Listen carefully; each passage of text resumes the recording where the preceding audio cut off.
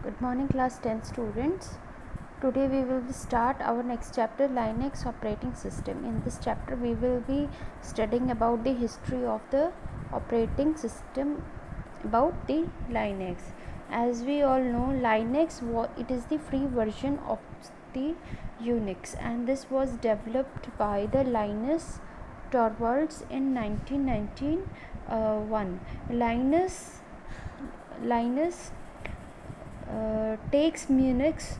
It is the Unix like operating system developed by the Andrew for the Intel based PC and inspiration the source code of the Linux.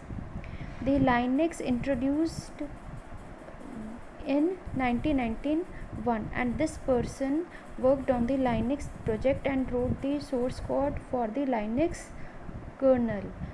Torvalds made it available freely on the internet, and this company, the Red Hat Inc., it is the Linux software development company who released the source code for the software.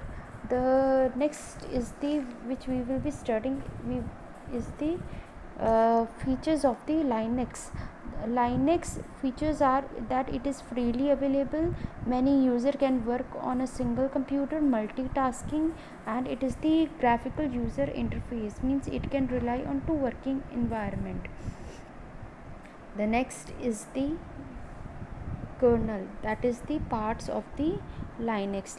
It is the core of the Linux shell. It is the simple user interface. Linux file system.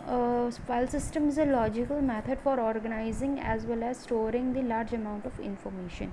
The X window, it is the framework for with graphic application, and it referred to as X Windows system. The next is the types of the Linux. The types of the Linux, various types are available in the market, that is the Red Hat, Turbo Linux, and these are the few example like the Linux Pro. The next is the command line interface. This command line interface shell in Linux works as a command line interface, and it displays a prompt on the screen on which various commands are given to perform various tasks.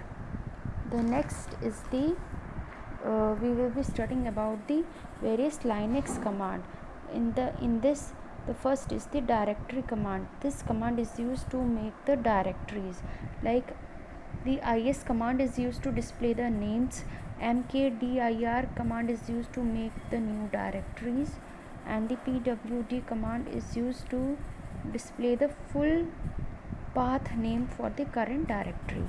The next is the file oriented commands, the commands which are file oriented. In this, it is the first command is the cp, means if you want to copy and if you want to remove any command related to the file oriented. In this way, general command that we generally use in the Linux as well as in other operating system is the date, if you want to change any date, and the last is the file search command. This command is used to find any search command.